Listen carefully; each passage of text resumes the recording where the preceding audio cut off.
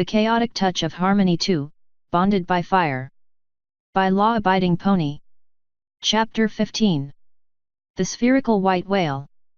Alexia stood at the head of a brightly lit classroom amphitheater double-checking her notes for the 20th time in the past 2 days. The whiteboard at her side held a heavily modified shielding array in blue ink. Various notes and bullet points lined either side of the circular array, some pointed out various runes while others professed the importance of line thickness. Sitting in the stands were over 100 naval officers and engineers of various rank. Just over half of their number wore the casual white uniform of the U.S. Navy or the black Royal British uniform. A third was dressed in that of the Russian Navy, and the rest of the audience hailed from other nations. Alexia allowed a warm smile at the sight of a scattered few ponies in the mix. Those in the back of the room were still walking in, and booting up their own computers. The majority of them possessed laptops and were reading over the preliminary files related to the class, while the more artistically inclined were practicing drawing the shield array from a file she had given to all of them upon entering the room. The alicorn was bereft of everything, save her royal necklace. She used her magic to hold a pointing baton at her side and briefly checked her phone for the time. 3, 2, 1. With a touch of magic, she enhanced her voice to carry. Good morning, sailors. As I'm sure you're already aware of, I am Princess Alexia Toon.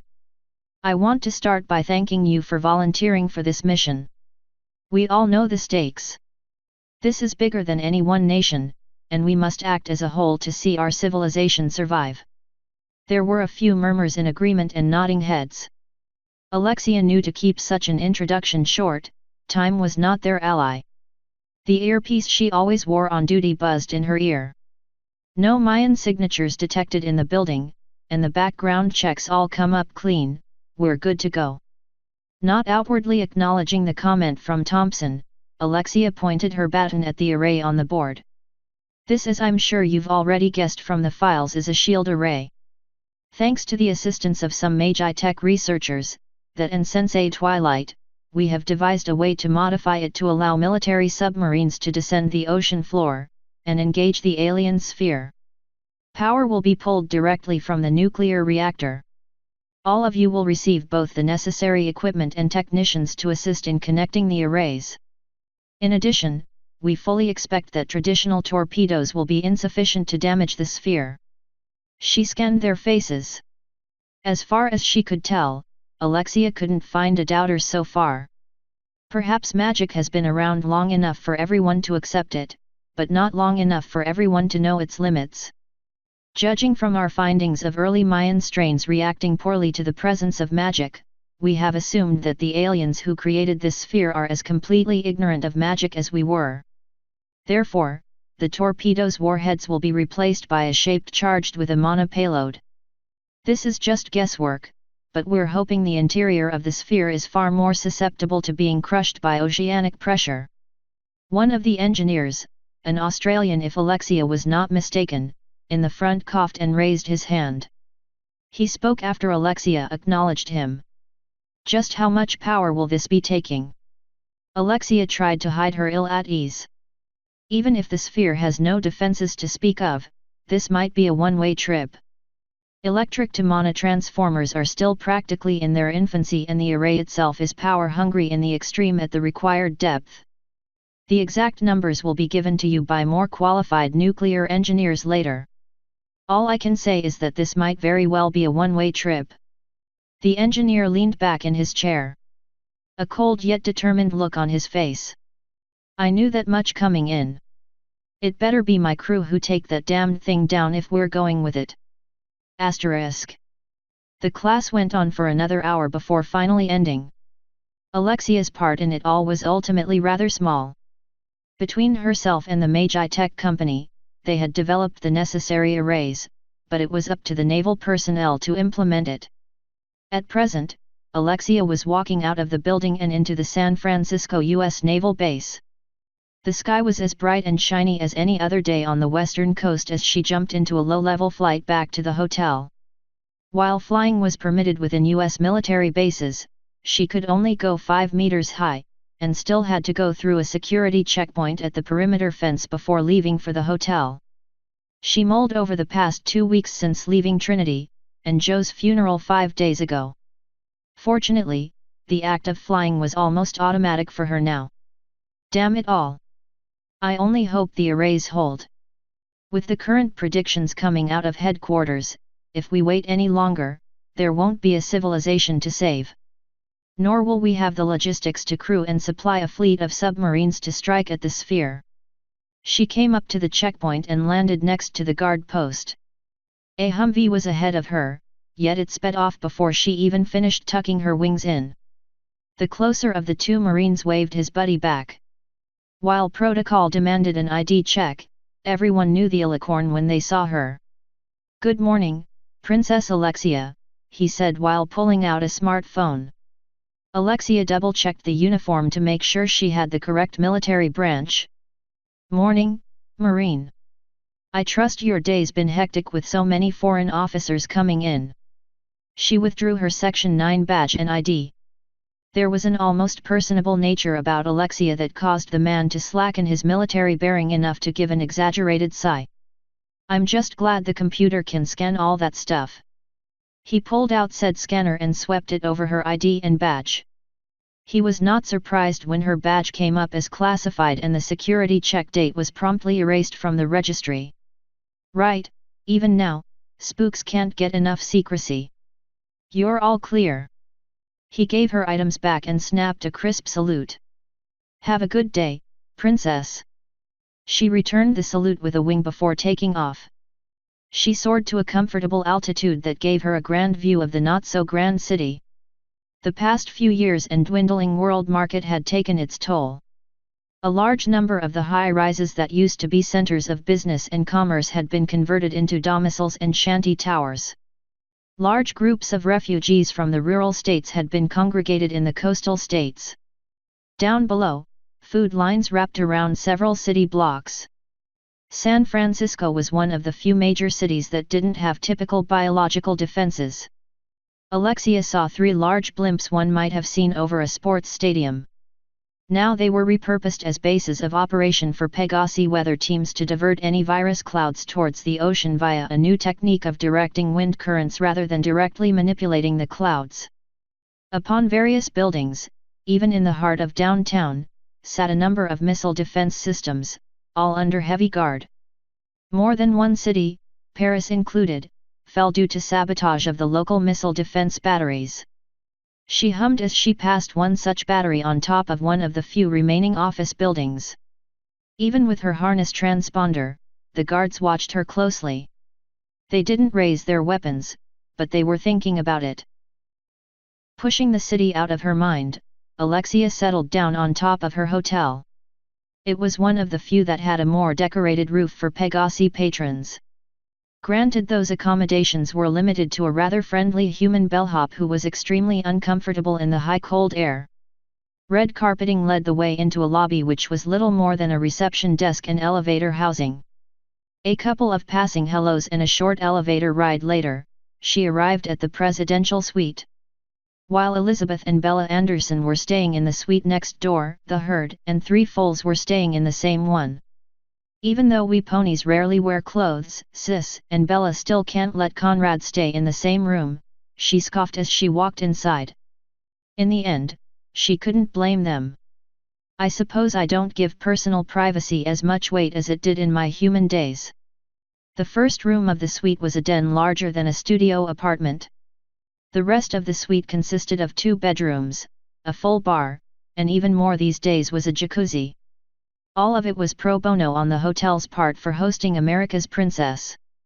Of course, Thompson dropping a hint to the manager and owner that she was planning the end of the Mayan threat, and that she would still be staying there when the press was informed.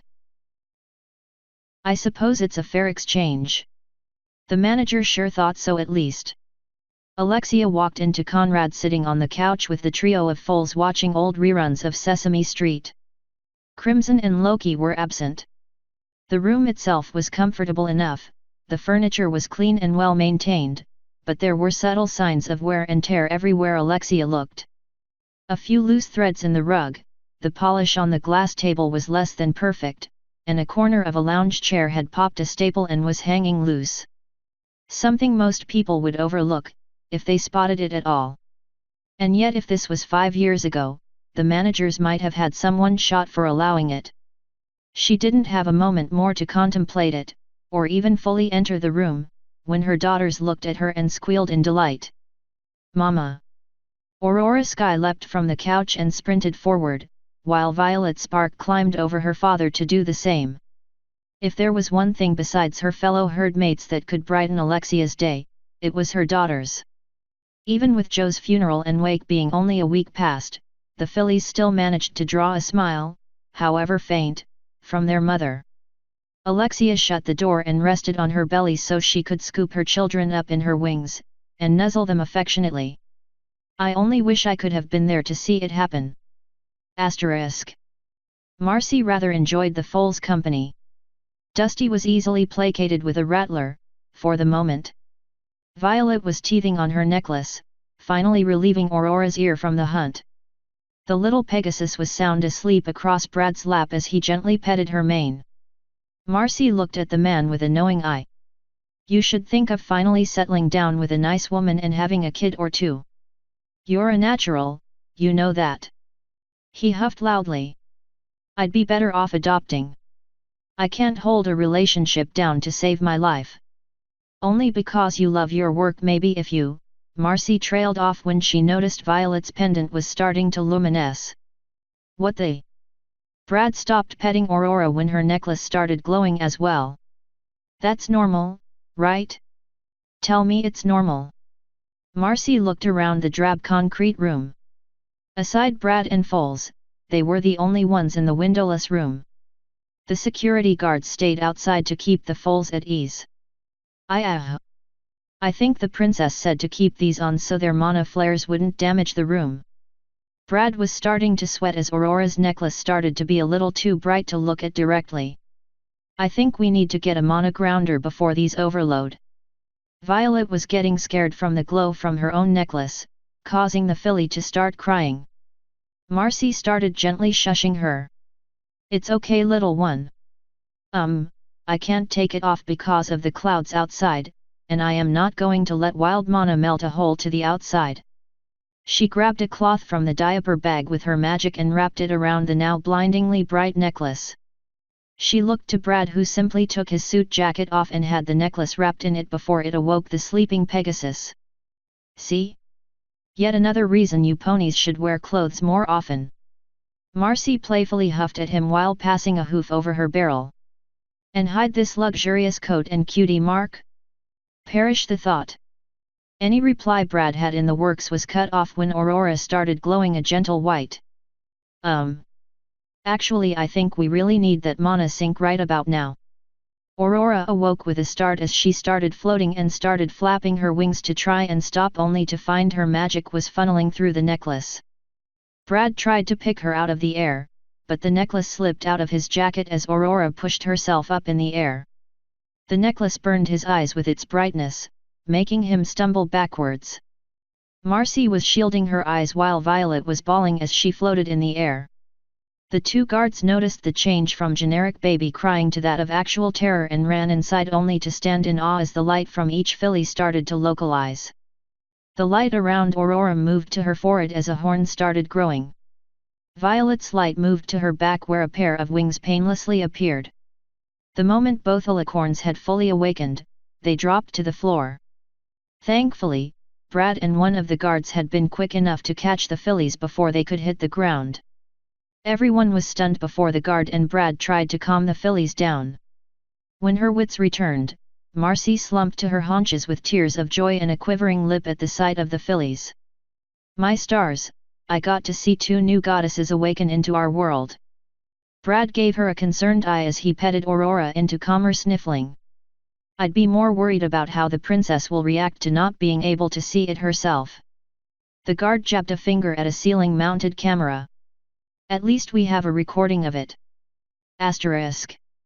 Alexia's recollection of that video was interrupted by Conrad walking over with Dusty on his back and nuzzled her.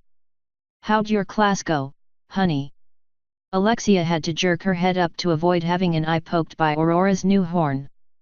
The world's remaining navies have been fighting their respective governments to remain active for the past year and a half. Giving them my plan just vindicated all of their efforts. She watched Violet start spinning in circles trying to bite her new wings. I just preened them this morning. Even though some of them have only recently started putting trust in Magi Tech, it wasn't a difficult sell. Then the fate of the world is up to the navies. Conrad gently tugged Violet's muzzle away from her thoroughly slobbered wing. I still can't get over the fact that I fathered a pair of alicorns. Alexia shot him a wry grin. So the fact that you're married to one has worn off. Both chuckled, but Alexia was still reeling from the massive weight of a lonely ageless existence no longer dragging her down. Between Violet fumbling with her disobedient wings, and Aurora trying to pull her horn off every so often, Alexia could relate. Hardly, Conrad replied with his first thought to flirt, but the shadow of the funeral stayed his tongue.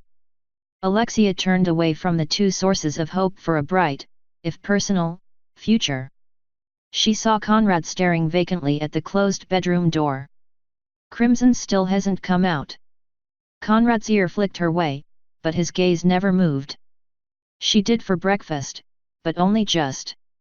Family is everything to her.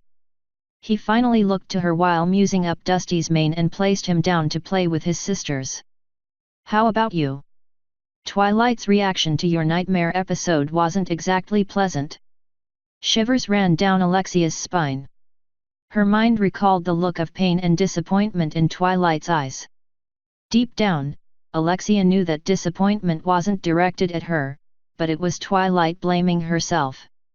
For letting a human-turned pony then to a licorn go that long without at least some form of self-control training that didn't pertain to magic. Asterisk. I'm so sorry, Alexia. With everything you've been going through, I thought that growing up in such a world would have hardened you enough so that the nightmare was next to impossible to come out. Alexia was sitting alone with her tome in a private room back at Section 9. The book was on a metal table with Twilight's phantom standing nearby. A solitary hanging light cast the room in stark white light. Alexia herself was on a removed sofa cushion, shivering despite not being cold. Joe had only been cremated barely 4 hours ago, and she was still reeling from both the loss and the nightmare. It took her several moments to find her voice, and even then it was still shaky. I don't know what to say. I lost control. Twilight wanted to say something, but let Alexia continue. I used to be such a laid-back person. My biggest worry used to be getting Route 7 on my mail delivery. Boss always yelled at me no matter what I did on that route. She gave a weak chuckle. Now? I become a monster if I get too angry. She looked up at Twilight purple eyes, wishing for all the world that she could see pride in them again. I don't think I can do this anymore. The one thing she feared most at that moment, was Twilight giving up as her instructor and friend. Alexia read the short history of Nightmare Moon. She knew Twilight had personal history with such matters, and feared what she would do. Twilight heaved a sigh. I don't know if I can help you with this, or if this first incident opened Pandora's box, I believe is the saying. So I'm going to request that Princess Luna assist you personally on this matter. Asterisk. Alexia returned to the present when Violet started whimpering. She looked down to see the filly crying every time she bit her own wing. A light chuckle escaped the gloomy atmosphere as Alexia pushed a hoof between the filly's mouth and distraught wing. That's not a toy, that's a limb. Conrad shook his head. You think these girls will ever stop fussing over their new parts? Oh, give them time. Alexia smoothed out the filly's feathers after seeing Violet start to cry over the obvious pain. I'll admit having a large weight on my forehead took some getting used to, and don't get me started on all the stiff wings I had for the first month. Conrad smirked and nibbled her ear a little. With your history, I'd have thought you'd be used to handling unruly stiffies. Alexia huffed in forced amusement. How do you do it, Conrad? He looked at her questioningly. I have to be able to function in case the Navy calls on me or Thompson has further news from the National Guard around Trinity. But you and Joe were close. How can you be so upbeat? He gave her a lopsided grin while brushing a lock of azure hair out of her eyes. Because you give me strength, so that I in turn, can give some to you. Alexia's eyes started misting over as he spoke. I've noticed that we ponies are miserable creatures when we're alone, far more than a human when solo. But so long as, the 4 or 7, he added with a short chuckle, of us stand together, the pain of loss doesn't feel as bad as it used to. It was a bittersweet comment that Alexia easily picked up on. Conrad never spoke about it, but she knew that his father's betrayal left its mark on him. Just then, Alexia's tome started glowing on the coffee table. The silver alicorn cringed while stepping away from the foals. That'll be Twilight and Luna. Conrad nodded and scooped up the fillies, much to their protests at wanting to cling to their mother. Dusty was more than happy to drool over his father's mane. Are you sure you don't want me to stick around? I know the mares would welcome 3 noisy distractions right about now. Thank you, but no.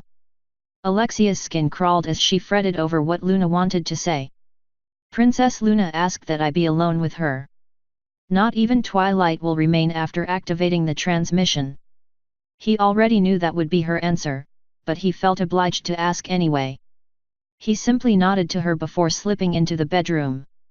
Steeling herself, Alexia set the tome in the middle of the room and opened it. A few moments later, the images of Twilight Sparkle and Princess Luna materialized.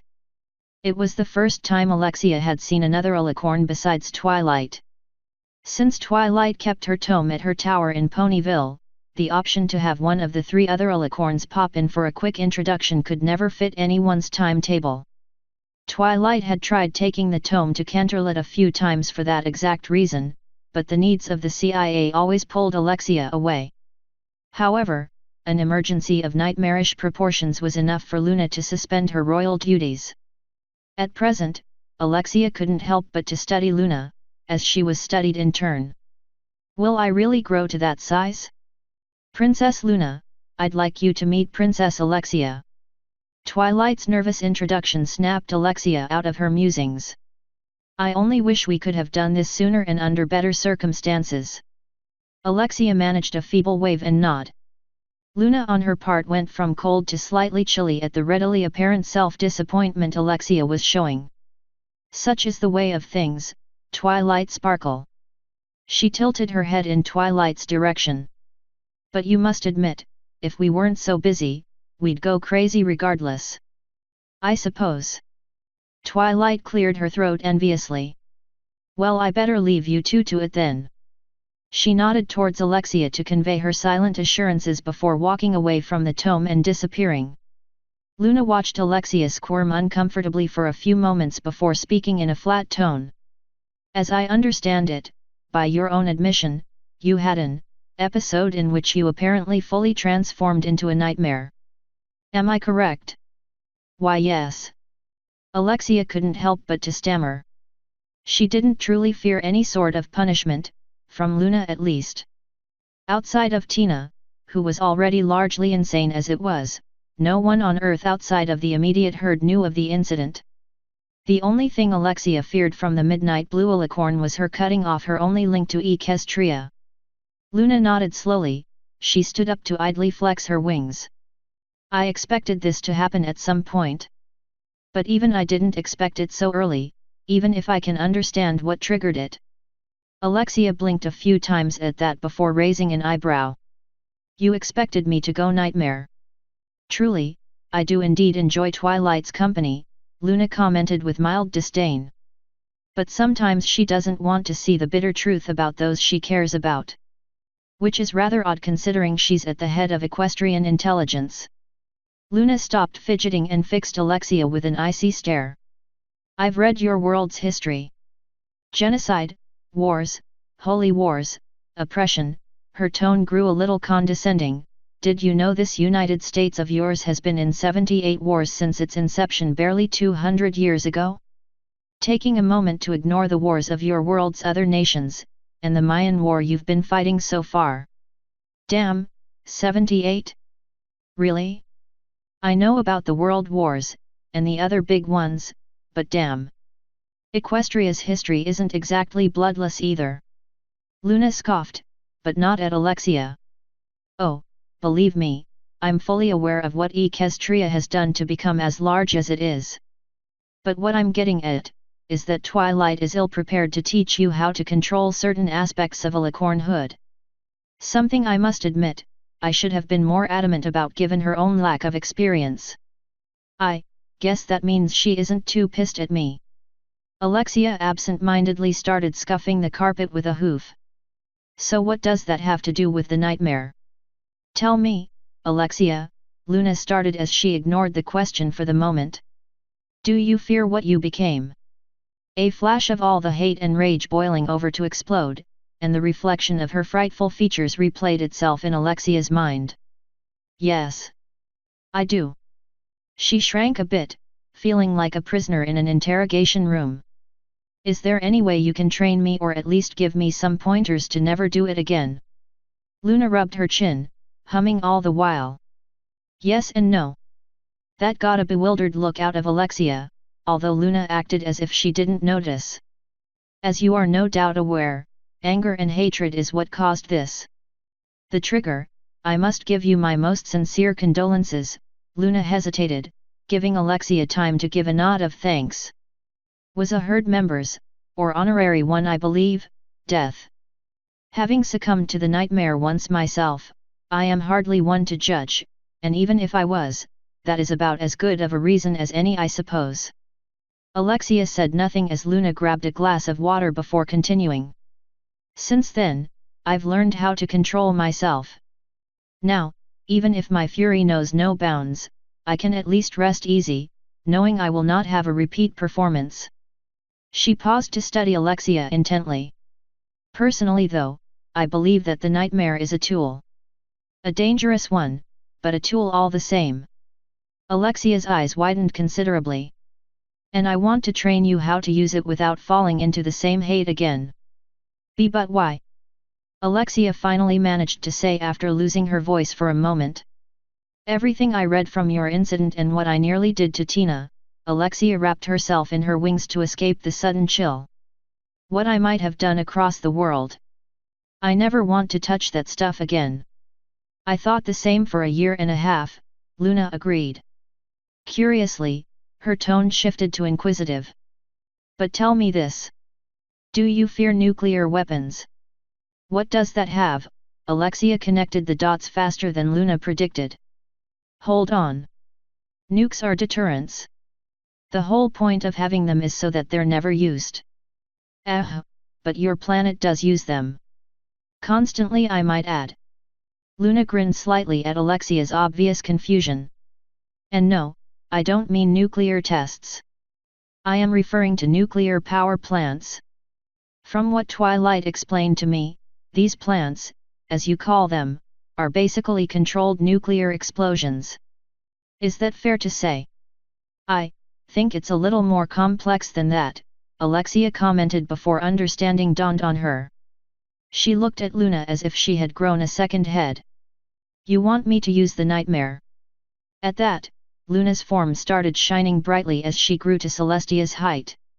Alexia was paralyzed by the armored form of Nightmare Moon standing before her in all her dark glory. Her first reaction was to freak, but a tiny voice grunted in frustration. Damn it, she looks a lot prettier than my nightmare did. Nightmare Moon breathed deeply to relish the power for a bit before reverting back to her normal Luna form. You Earthlings have a curious history when it comes to war technology. Within the span of 20 years you took the airplane from a novelty to a weapon of war and then into a civilian industry that today spans the globe. Luna inwardly chuckled at that. A global industry. Will these aliens never cease to amaze? You've done the same with gunpowder of all things, she added with concealed amazement. A tool you use for both war and delightful fireworks. Something we can only imitate through magic.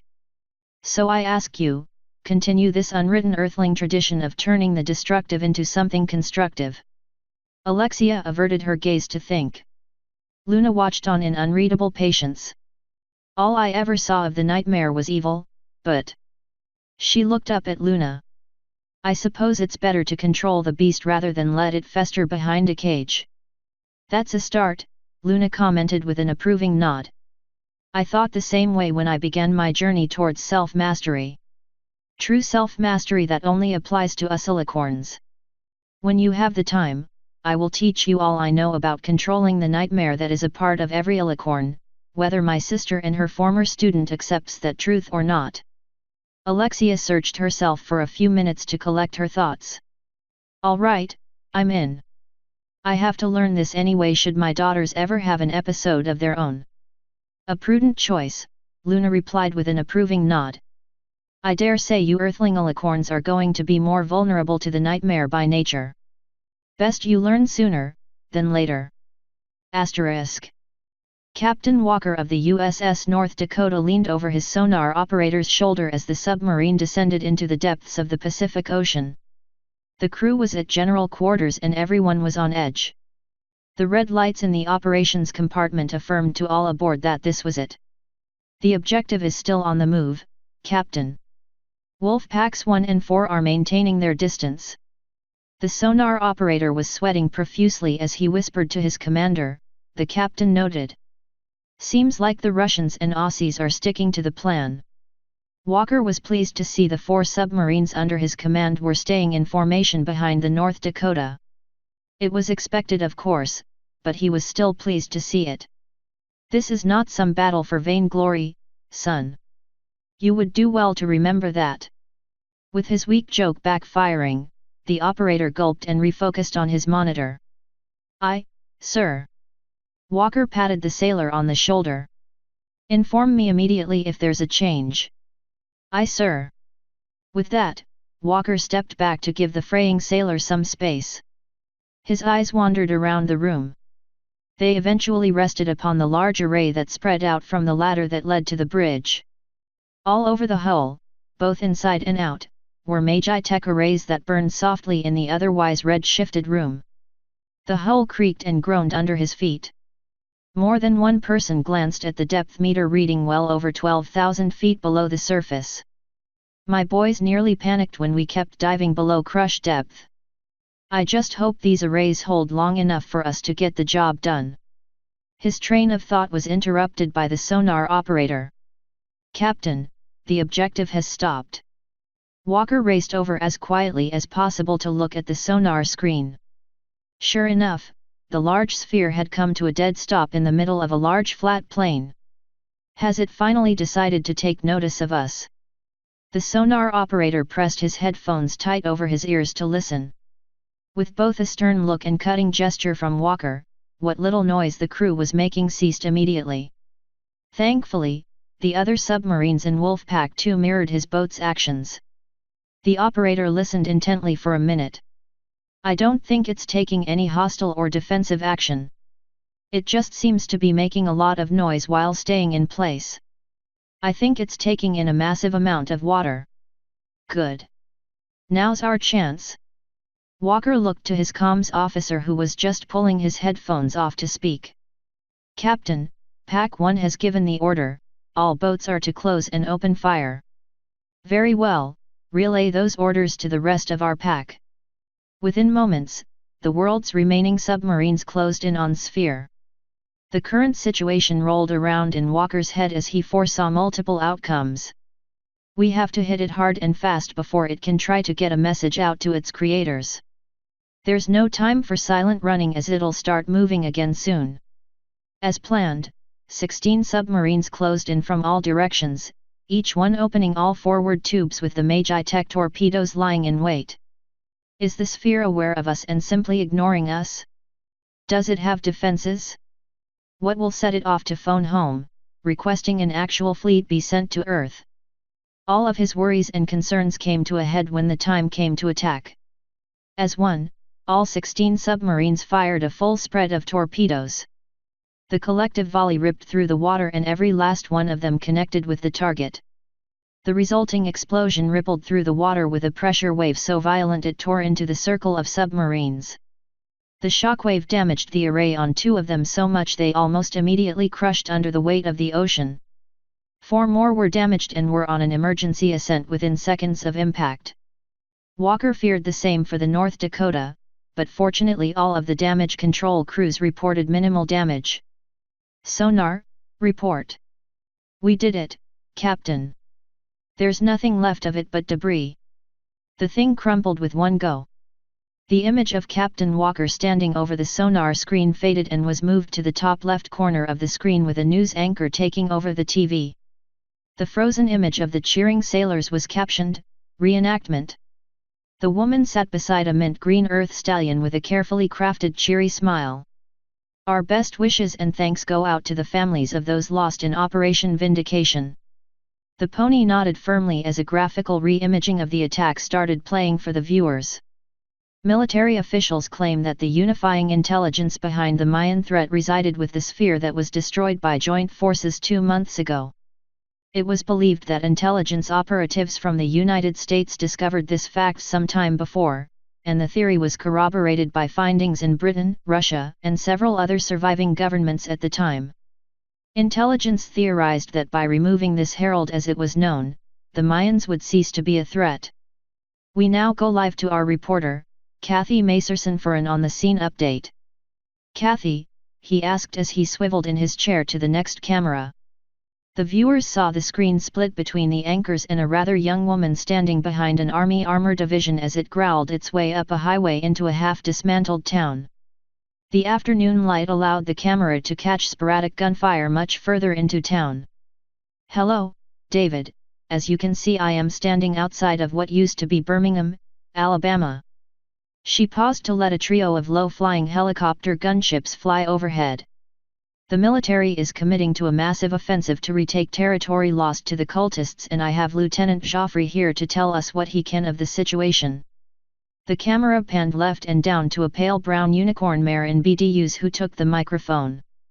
Forward observers noticed a distinct breakdown of unit cohesion among the Mayan ranks soon after we were told to look for signs of it 45 days ago.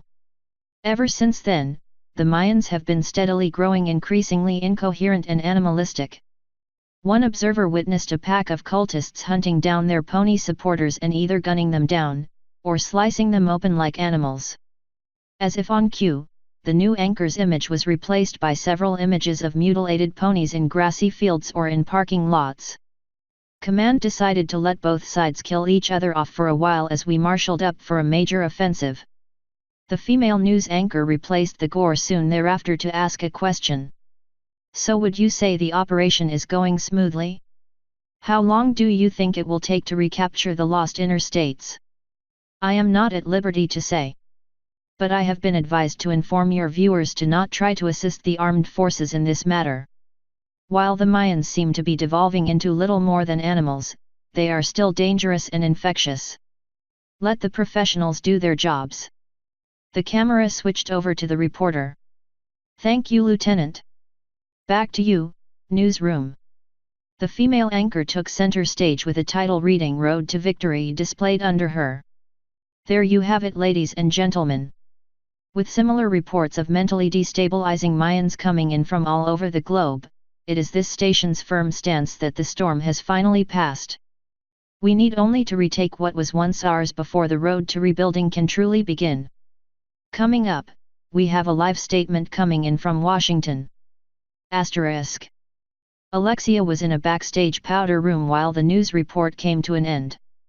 Conrad clicked it off to trot over to his Alpha as she touched up her mane with some hairspray in front of a mirror. He braved the chemical cloud to sneak a quick kiss on her cheek. "You ready for this?" He bounced back to get out of the hairspray cloud. "As I'll ever be." She sized herself up in the oversized mirror and used a hoof to smooth the fur where he kissed her. "I knew Fitzgerald wanted me to be a rallying figurehead for America's ponies, but to try and extend that to the world. You practically are already," Conrad shot back with a shrug. "Besides, he said you could turn the offer down. After all we've done, even he wouldn't try to force an obligation like this on you." With her fur and mane perfect, Alexia looked down at her necklace and traced it with a hoof. "I know it's just I feel if I'm not the one to do it, I don't think anyone else will try and push the idea that we should unite as Terrans of a single world nation. She looked at him with steel in her eyes. No UN, but an actual single nation. After everything this planet's been through, now's our chance to push for it. He nodded in agreement. Not to mention the quarry dust are still out there. We can't afford not to. A Secret Service man outside the room poked his head through the door. Princess Alexia, the President's opening address will be ending soon. I'll be right there, she called back. She looked to Conrad and pecked him on the lips. She drank in his loving expression, drawing strength from his support. I only wish Crimson and Loki didn't need to watch the foals so they could be here. See you after the show, she told him. Alexia walked out to follow the servicemen through a few corridors in the White House and into the press conference room. This it is, Alexia ol girl.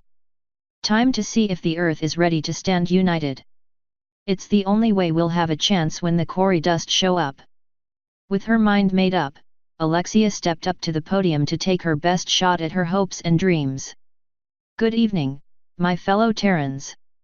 Author's note. Don't worry, you'll see what finally becomes of Tazvedek and the Herald next chapter. I have something special in mind for them. End author's note. End chapter 15.